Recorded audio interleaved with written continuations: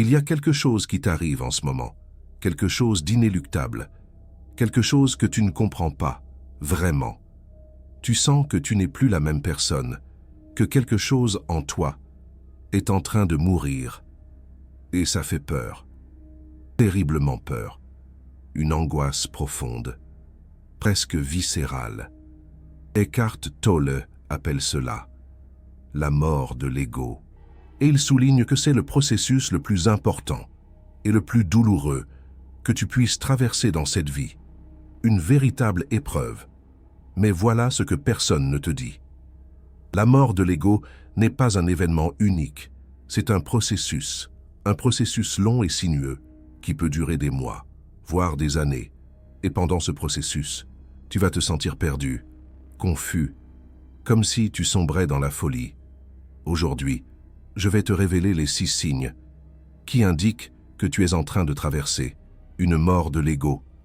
Et je vais t'expliquer pourquoi ce que tu vis n'est pas une simple crise, une petite déprime passagère, non. C'est une transformation, une renaissance. Le premier signe est peut-être le plus effrayant, celui qui te glace le sang. Tu ne sais plus qui tu es, toute ta vie. Tu as eu une identité, tu savais ce que tu aimais, ce que tu détestais, ce que tu voulais. Tu avais des opinions tranchées, des convictions solides, une personnalité bien définie, un vrai rock. Mais maintenant, tout cela semble se dissoudre. Tu te regardes dans le miroir et tu ne reconnais plus la personne qui te regarde en retour. Non pas physiquement, mais intérieurement, au plus profond de ton être. Les choses qui te définissaient ne te définissent plus. Tes ambitions semblent vides, dénuées de sens. Tes croyances semblent arbitraires, fragiles. Même ton nom semble étrange, comme s'il appartenait à quelqu'un d'autre, un lointain souvenir. Tolle explique que c'est le premier signe de la mort de l'ego.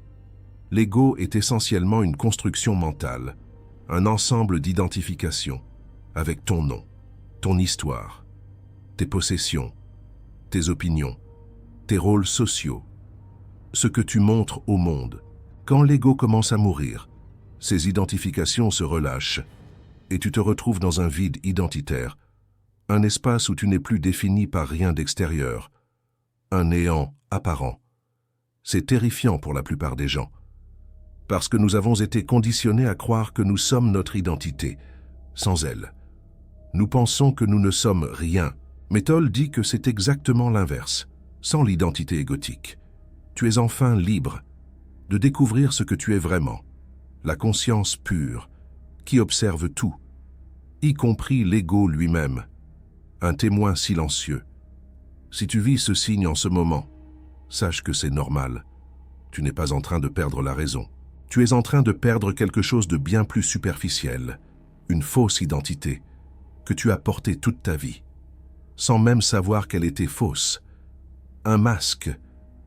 Le deuxième signe de la mort de l'ego est l'effondrement de tes motivations, l'écroulement de tes désirs. Avant, tu savais ce que tu voulais. Tu avais des objectifs, des rêves, des ambitions. Tu te levais le matin avec une raison de te battre, une flamme intérieure. Mais maintenant, tout cela semble vide. Tu regardes tes anciens objectifs et tu te demandes pourquoi ils comptaient tant. L'argent, la réussite, la reconnaissance.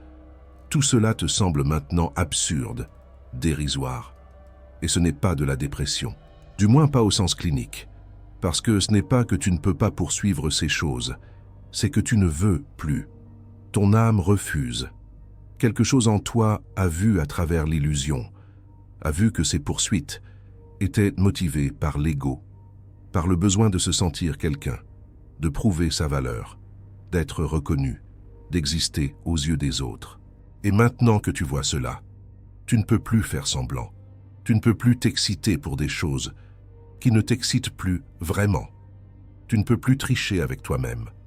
Tolle dit que c'est un moment crucial du processus, parce que l'ego essaie désespérément de trouver une nouvelle motivation, un nouvel objectif à poursuivre, une nouvelle histoire à raconter, un nouveau mensonge à se raconter.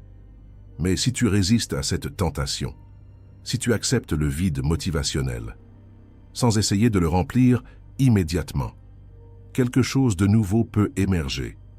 Une étincelle, une motivation qui ne vient pas de l'ego, une motivation qui vient de la vie elle-même, de la présence, du simple fait d'être vivant et conscient, de ressentir. Cette motivation est différente. Elle n'a pas besoin de résultats pour être satisfaite. Elle trouve sa joie dans l'action elle-même, dans le moment présent, pas dans un futur imaginé, une promesse illusoire. Mais avant d'y arriver, tu dois traverser le désert de l'absence de motivation. Et c'est là que beaucoup de gens se perdent, parce qu'ils ne comprennent pas ce qui se passe. Ils paniquent. Le troisième signe est peut-être le plus douloureux émotionnellement, celui qui te déchire le cœur. Tes relations changent radicalement, du tout au tout. Certaines personnes qui étaient proches de toi deviennent soudain étrangères. Tu ne sais plus quoi leur dire. Les conversations qui coulaient naturellement deviennent forcées et vides. Un silence pesant. Et ce n'est pas qu'ils ont changé. C'est toi qui as changé. Tu n'es plus sur la même fréquence. Les jeux égotiques auxquels vous participiez ensemble ne t'intéressent plus. Ils te semblent futiles. Les plaintes, les ragots, les compétitions subtiles, les drames, tout cela te fatigue maintenant, au lieu de te divertir. Tu aspires à autre chose, à plus d'authenticité. Certaines personnes vont sentir ce changement en toi, et elles vont réagir, parfois avec hostilité, parfois avec confusion, parfois en s'éloignant. Elles ne sauront plus comment te prendre. Toll explique que l'ego aime la compagnie d'autres égos. Il se nourrit des interactions égotiques, des conflits, des comparaisons, des validations. C'est son carburant. Quand ton ego commence à mourir, tu deviens moins intéressant pour les égos des autres, et ils deviennent moins intéressants pour toi. L'attraction s'estompe. C'est une période de grande solitude. Tu peux te sentir incompris, rejeté, comme si tu n'appartenais plus nulle part. Un sentiment d'isolement profond. Mais cette solitude est nécessaire. Elle crée l'espace pour de nouvelles relations, des relations basées sur la présence, plutôt que sur les jeux égotiques, des relations où tu peux être vraiment toi-même, où tu n'as plus besoin de jouer un rôle, de porter un masque. Ces relations viendront, mais pas tout de suite. D'abord, tu dois apprendre à être seul, à trouver la compagnie de ta propre présence, à ne plus dépendre des autres, pour te sentir complet, épanoui.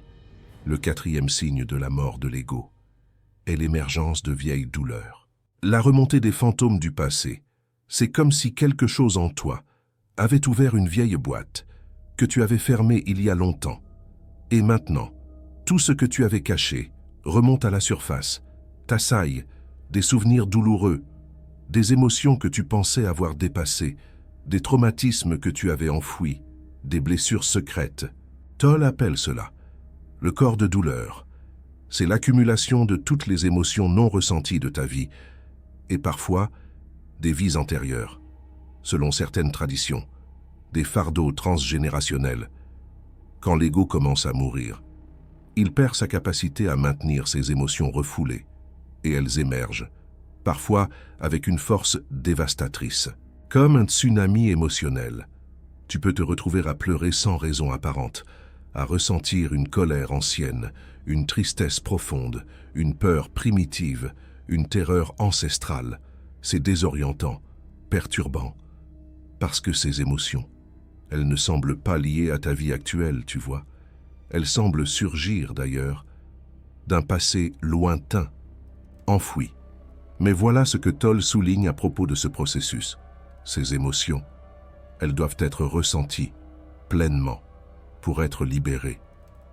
Tant qu'elles restent enfouies au plus profond de toi, elles continuent à te contrôler, inconsciemment, à te manipuler sans que tu t'en rendes compte.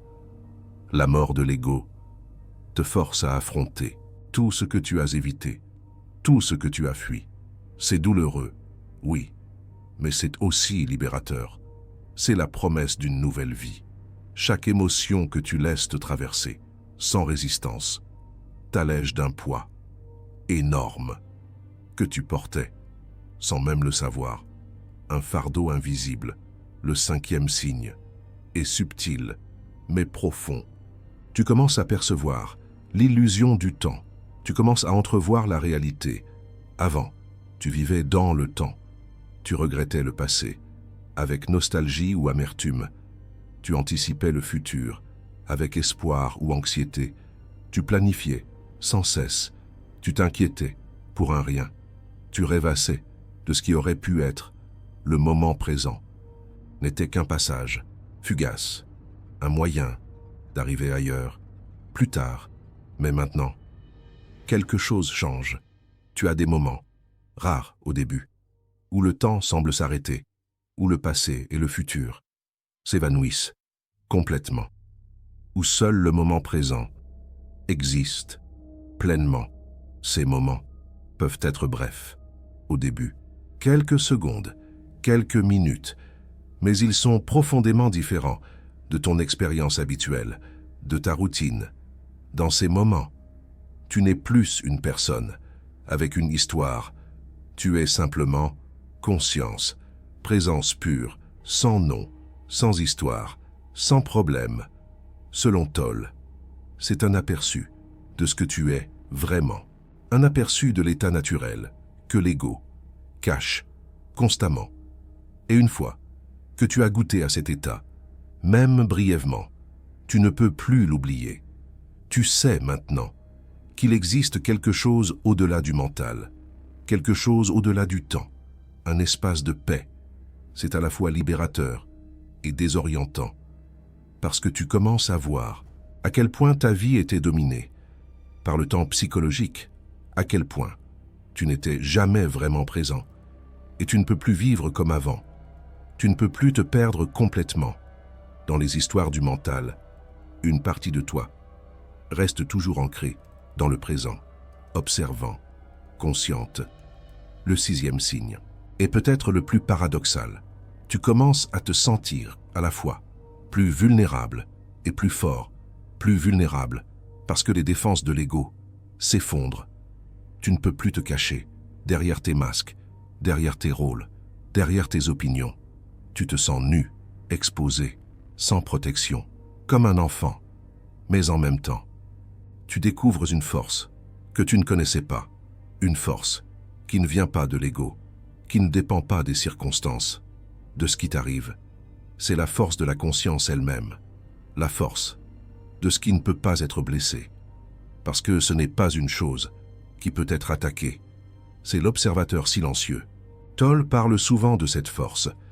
Il dit qu'elle devient accessible quand nous cessons de nous identifier à l'ego, quand nous cessons de défendre ce qui n'a pas besoin d'être défendu, nos illusions. Tu peux maintenant être blessé sans être détruit. Tu peux être critiqué sans t'effondrer. Tu peux perdre sans perdre toi-même. Parce que tu commences à réaliser que ce que tu es vraiment ne peut pas être touché par les circonstances.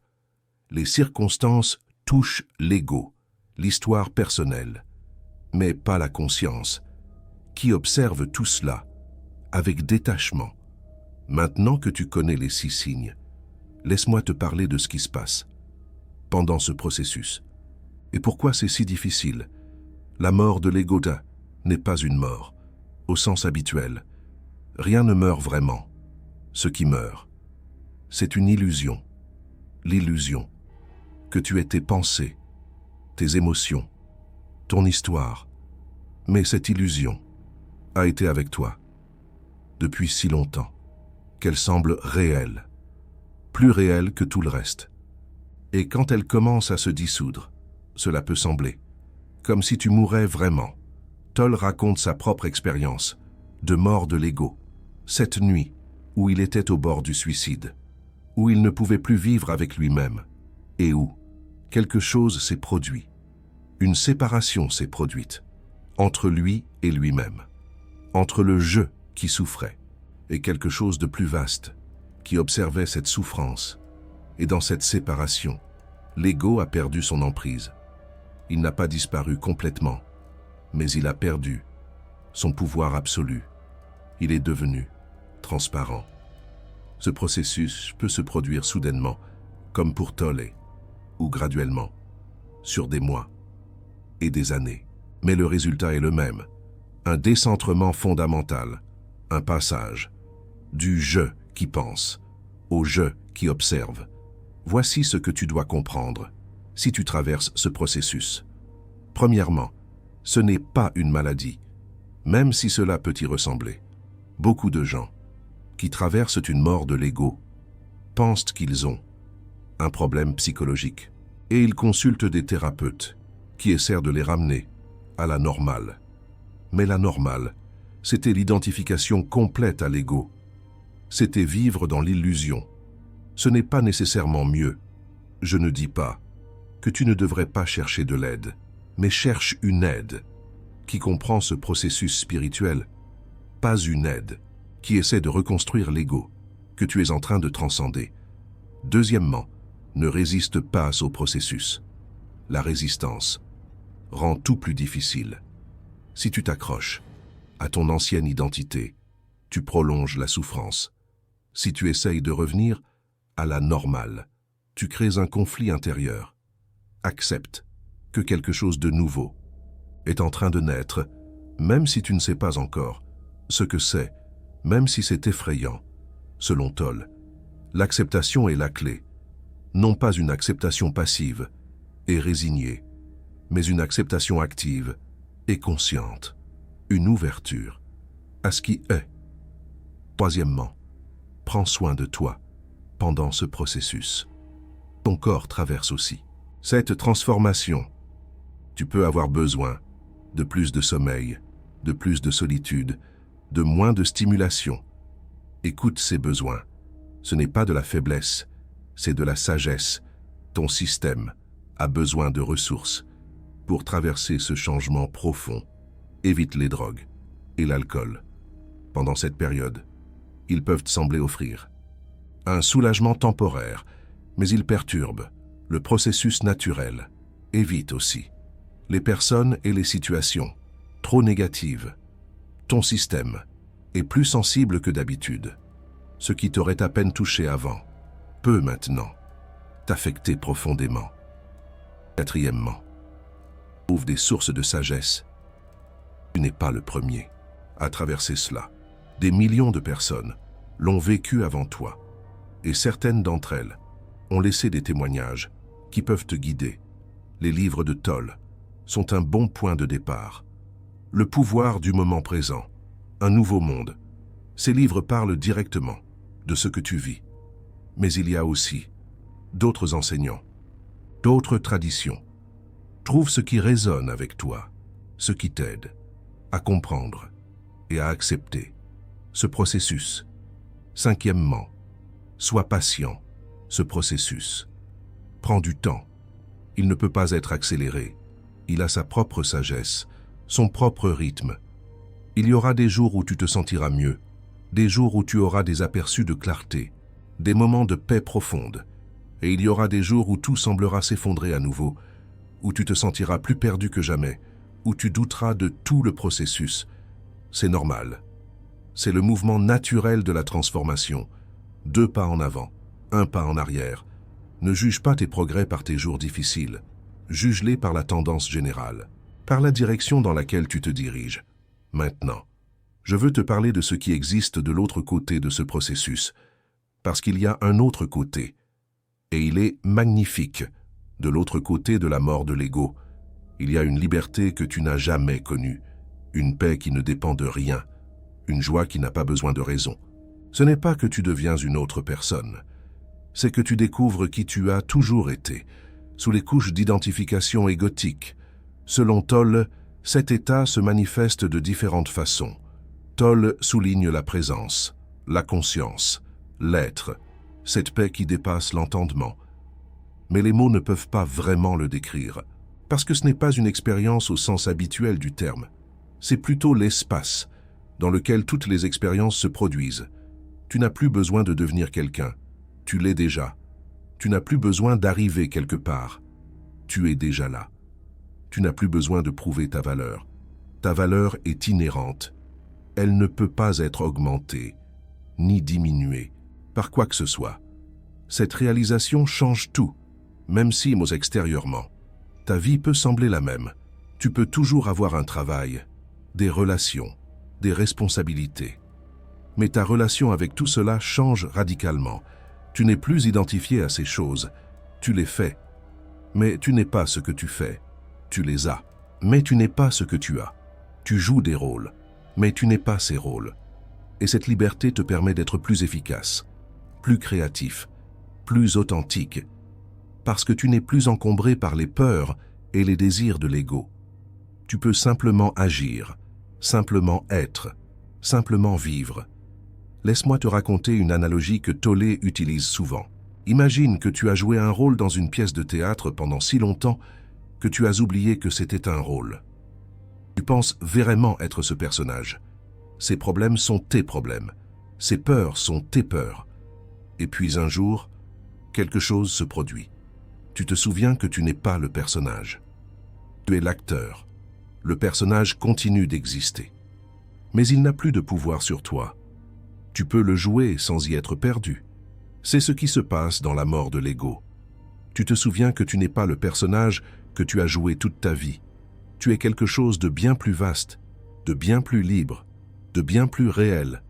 Maintenant, voici ce que je veux que tu retiennes de tout cela. Si tu reconnais ces 6 signes en toi, ne panique pas. Ce que tu vis a un nom. C'est la mort de l'ego. Et c'est un processus naturel d'évolution spirituelle. Tu n'es pas en train de devenir fou. Tu es en train de devenir saint. Pour peut-être la première fois de ta vie, tu n'es pas en train de te perdre. Tu es en train de te trouver.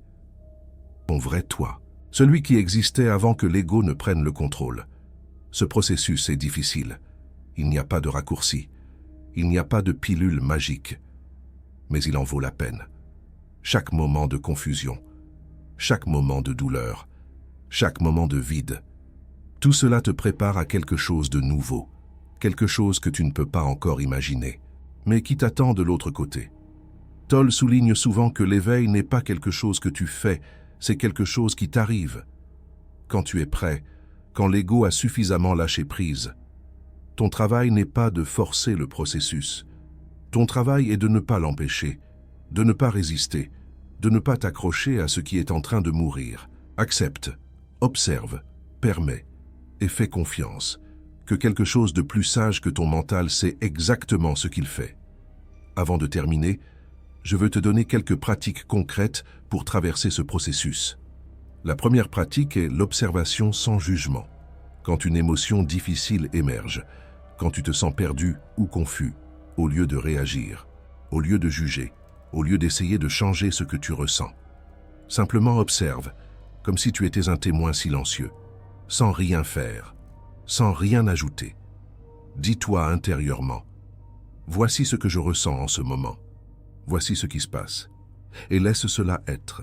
Cette pratique simple mais profonde te permet de créer un espace entre toi et tes expériences, un espace de conscience, un espace de liberté.